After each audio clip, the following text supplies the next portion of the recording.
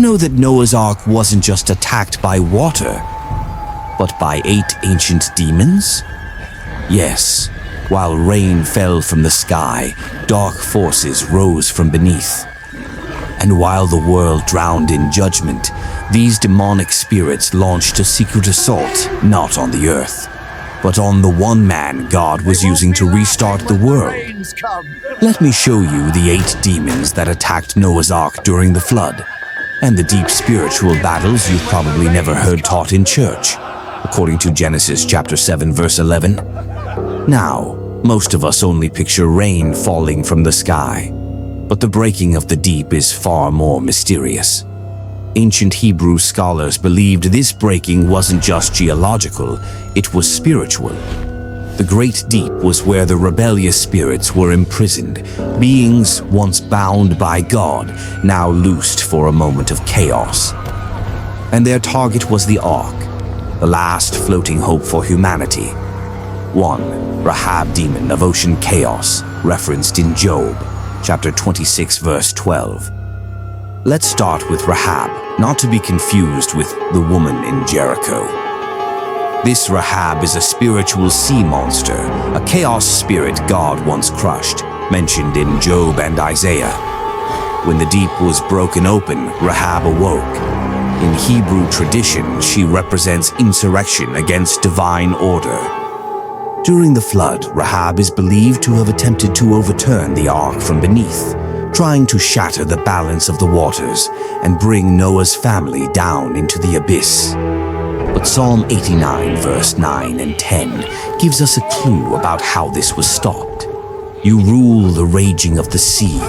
You broke Rahab in pieces as one who is slain. Even during the flood, God was at war with demonic chaos and won. But God not only calms storms, he crushes the chaos behind them. 2. Azazel, the demon of the wilderness, mentioned in Leviticus 16, verse 10. During the chaos of the ark, animals grew agitated. According to Jewish tradition, Azazel was the demon blamed for wildness, rebellion, and the sins of fallen humanity.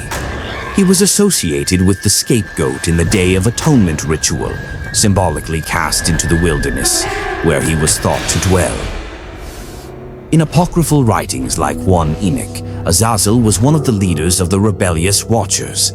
So, during the flood, Azazel targeted the animals, trying to provoke them, cause bloodshed, and bring chaos inside the ark. But God's protection held. The animals were preserved not by man's strength, but by divine restraint. 3. Lilith, demon of isolation and feminine despair, rooted in Hebrew myth and Isaiah 34:14. In ancient Jewish folklore, Lilith is known as a demon of night, seduction, and abandonment. She targeted the women aboard the ark, Noah's wife and daughters-in-law, with thoughts like, "You'll never give birth again. The world is dead. You're forgotten." Isaiah 34, verse 14, references Lilith as a screech owl or night creature, a spirit associated with wastelands and loneliness. But in the ark, faith overcame fear. These women remained faithful, even in uncertainty, and eventually their wombs birthed the nations of the world. 4. Asmodeus, demon of lust and forbidden thoughts, referenced in the Book of Tobit, Apocrypha.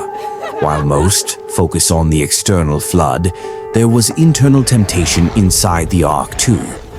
Asmodeus is an ancient demon of lust, jealousy, and destructive passion. He whispered to Ham and his wife, planting thoughts like, "Why be faithful? The world is gone. You are gods now." This temptation is subtle. It always appears during isolation and survival. But Noah's family resisted. Unity beat division. Covenant beat desire. Later in Genesis, we learn of Ham's error post-flood.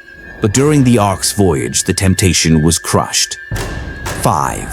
Mot, the spirit of death and emotional collapse, referenced in ancient Canaanite texts and hinted in Hosea 13, verse 14.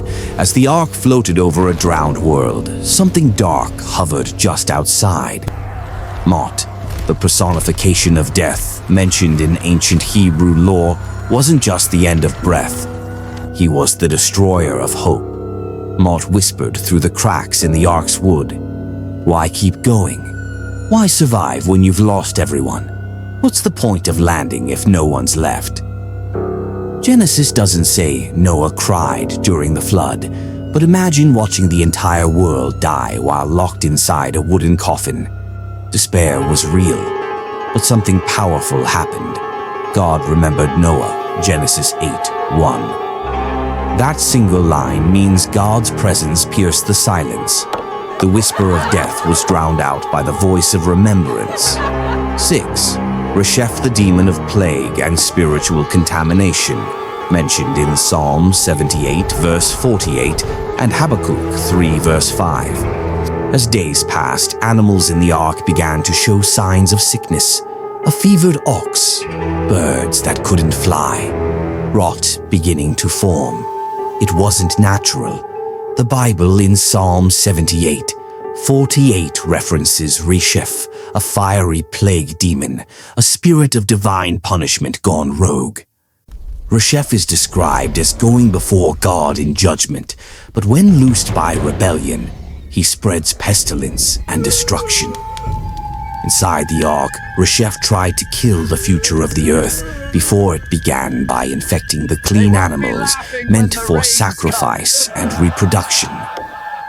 But again, Noah responded not with panic, but with sacrifice.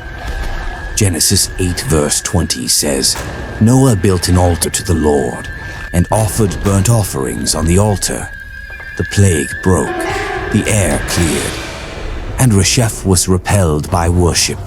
Alu, demon of insomnia and torment, mentioned in ancient Assyrian texts, a spirit of fear and sleeplessness. By the 30th day, sleep disappeared. The creaking of the wood, the shrieks of animals, the endless sound of rain pounding above and silence inside. Halu, a Mesopotamian spirit believed to cause mental torment and nightmares, crept through the shadows. He's known to be faceless, speechless, and yet overwhelming. He didn't yell. He didn't shake the ark. He simply stole rest. Noah's family began to hallucinate. Time felt meaningless. Doubt, madness, and restlessness took hold until Noah did something ancient and powerful. He recited the promises of God aloud. Genesis 6:18 had already promised, I will establish my covenant with you. That word broke the silence. Alu fled not at thunder, but at the reminder of divine promise. 8. Azazel, the demon of barren futures, associated with infertility, spiritual barrenness, and cursed legacy. Even as the ark floated safely, the women on board began to fear one thing.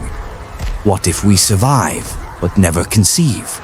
A flood can wash away a world, but Azazel, a spirit of infertility found in ancient Jewish folklore, tries to wash away legacy.